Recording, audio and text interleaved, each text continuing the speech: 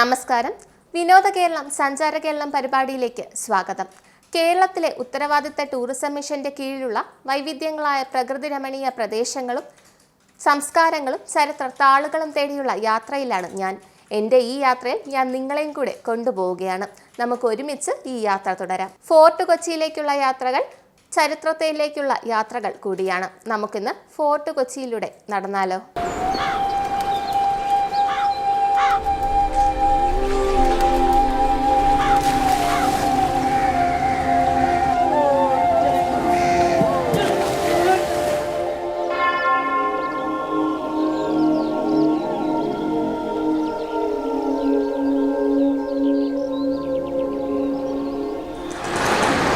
വിവിധ കാലഘട്ടങ്ങളിലായി ഇവിടം വ്യത്യസ്ത വിഭാഗങ്ങളുടെ സംസ്കാരങ്ങൾ ഇടകലർന്ന് ഇന്നും ചരിത്രവുമായി ബന്ധമുള്ളതും തിരക്കേറിയതുമായ സ്ഥലമായി നിലനിൽക്കുന്നു. KG ഹർഷൽ റോഡിലൂടെ നടന്നാൽ ഇമ്മാനുവൽ കോട്ടയുടെ ഭാഗങ്ങൾ കാണാം. 1503 പണിതീർത്ത ഈ കോട്ട കൊച്ചി മഹാരാജാവും പോർച്ചുഗീസ് രാജവംശവുമായുള്ള തന്ത്രപരമായ സഖ്യത്തിന് സാക്ഷ്യം വഹിക്കുന്നു.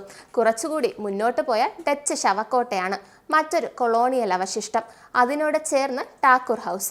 ചായലേല രംഗത്തെ പ്രമുഖരായ താക്കൂർ ആൻഡ് കമ്പനിയുടേതാണ് ഇതിപ്പോൾ. ബ്രിട്ടീഷ് ഭരണകാലത്ത് നാഷണൽ ബാങ്ക് ഓഫ് ഇന്ത്യയിലെ ഓഫീസർമാരുടെ വാസസ്ഥലമായിരുന്നു അത്. നേരത്തെ ഇതിനെ കുന്നേൽ ബംഗ്ലാവ് എന്നും വിളിച്ചിരുന്നു. മറ്റൊരു ആകർഷണ കേന്ദ്രമാണ് ഡേവിഡ് ഹാൾ. ഡേവിഡ് കോഡർ എന്ന പ്രസിദ്ധനായ ജൂത പ്രമുഖന്റെ പേരിലാണ് ഇതറിയപ്പെടുന്നത്. കേരളത്തിലെ സസ്യജാലങ്ങളെക്കുറിച്ചുള്ള ആദ്യത്തെ ആധുനിക ശാസ്ത്രപഠന ഗ്രന്ഥമായ ഹോർത്തൂസ് മലബാർഗസ് രചിച്ച ഹെൻറിക് ആൻഡ്രിയൻ വാൻ റീഡ് താമസിച്ചിരുന്നത് ഇവിടെയാണ്. ഇന്ത്യയിലെ ഏറ്റവും പഴയ യൂറോപ്യൻ പള്ളിയായ സെന്റ് ഫ്രാൻസിസ് പള്ളിയും ഇവിടെ അടുത്താണ്. 1503 പണിത ഈ പള്ളിയിലാണ് വാസ്കോഡഗാമയെ അടക്കിയത്.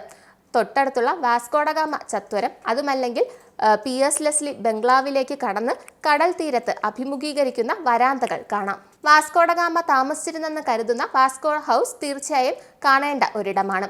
കൊച്ചിയിലെ ഏറ്റവും പഴയ പോർച്ചുഗീസ് കെട്ടിടങ്ങളിൽ ഒന്നാണ് ഇത്. ചരിത്രങ്ങൾക്ക് സാക്ഷ്യങ്ങളായ പഴയ ബിഷപ്പ് ഹൗസും സന്ദർശകർക്ക് കൗതുകമേറും. വലിയ ഗോതിക് ശൈലിയിലുള്ള ദീർഘവൃത്താകാരമായ ആർച്ചുകൾ ഇതിൻ്റെ സവിശേഷതയാണ്. കൊച്ചി ഭദ്രാസനത്തിലെ 27ാമത്തെ ബിഷപ്പായ ഡോക്ടർ ജോസ് ഗോമസ് ഫെറേറയാണ് ഇത് പള്ളിക്കായി വാങ്ങിയത്. ഫോർട്ട് കൊച്ചിയിലെ പല തെരുവുകൾക്കും ആധുനിക യുഗത്തിൻ്റെ സഞ്ചാര വേഗങ്ങളില്ല.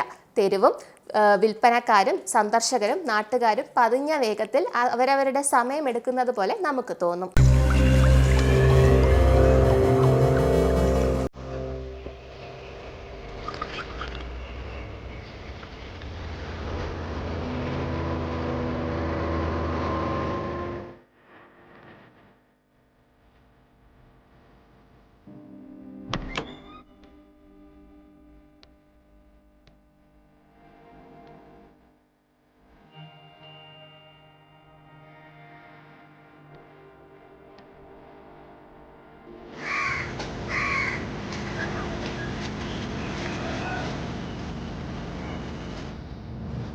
ഏഷ്യ, യൂറോപ്പ്, മിഡിൽ ഈസ്റ്റ് എന്നിവിടങ്ങളിലെ രാജ്യങ്ങളുമായി കൊച്ചിയെ സമ്പർക്കം പുലർത്തിയത് വിശാലമായ അറബിക്കടലായിരുന്നു.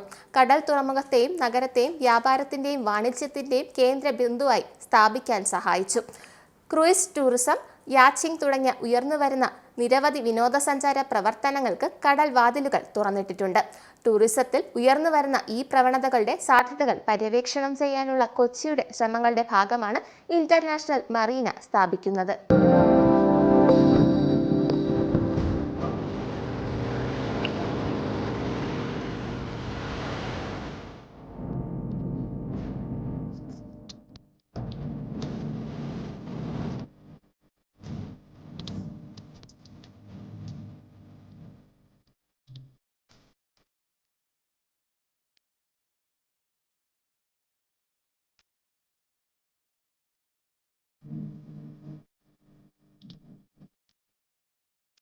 ഫോർട്ട് കൊച്ചി നഗരത്തിന്റെ കൊളോണിയൽ ഭൂതകാലത്തിലേക്ക് ഒരു നേർക്കാഴ്ച നൽകുന്നു. ഇതിന്റെ ഇടുങ്ങിയ തെരുവുകളിലൂടെ നടന്നാൽ യൂറോപ്യൻ ശൈലിയിലുള്ള വീടുകൾ, വിചിത്രമായ കഫേകൾ, ആർട്ട് ഗാലറികൾ, Saint Francis church, Indo Portuguese museum എന്നിവയുമുണ്ട്. 16-ാം നൂറ്റാണ്ടിൽ പോർച്ചുഗീസുകാർ നിർമ്മിച്ചതും പിന്നീട് ഡച്ചുകാർ നവീകരിച്ചതുമായ മട്ടാഞ്ചേരി കൊട്ടാരത്തിൽ ഈ പ്രദേശത്തിന്റെ ചരിത്രത്തെക്കുറിച്ചുള്ള ആകർഷകമായ ചുവർ ചിത്രങ്ങളും പ്രദർശനങ്ങളും ഉണ്ട്. ചൈനീസ് മത്സ്യബന്ധന വലകൾ അഥവാ ചീന വലകൾ കൊച്ചിയുടെ ആകർഷണമാണ്.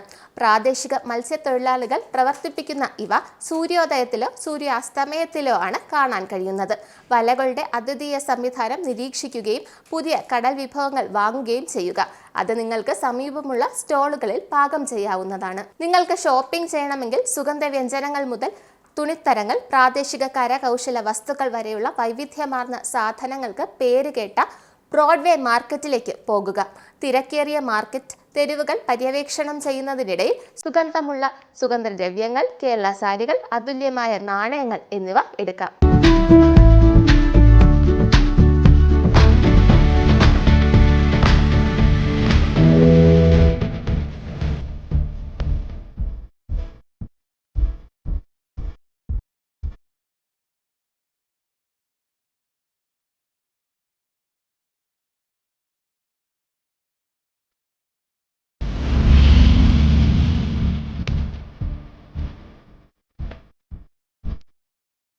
കേരളത്തിന്റെ മികച്ച പാചക പാരമ്പര്യങ്ങൾ പ്രദർശിപ്പിക്കുന്ന വൈവിധ്യമാർന്ന പ്രാദേശിക ഭക്ഷണശാലകളും സീഫുഡ് റെസ്റ്റോറന്റുകളും കൊച്ചി വാഗ്ദാനം ചെയ്യുന്നു. കേരളത്തിന്റെ പരമ്പരാഗത ക്ലാസിക്കൽ നൃത്തരൂപമാണ് കഥകളി.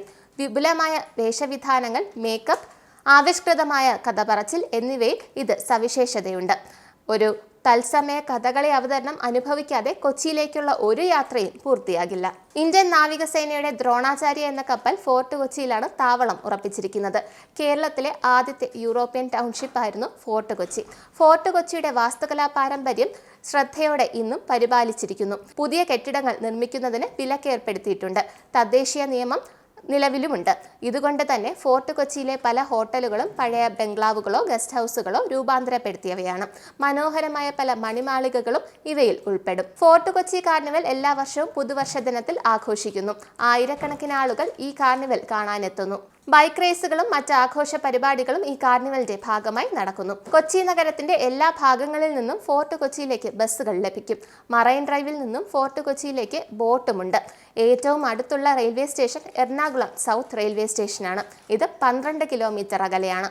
ഏറ്റവും അടുത്തുള്ള വിമാനത്താവളം നെടുമ്പാശ്ശേരി അന്താരാഷ്ട്ര വിമാനത്താവളമാണ്. 44 കിലോമീറ്റർ അകലെയാണ് ഇത്.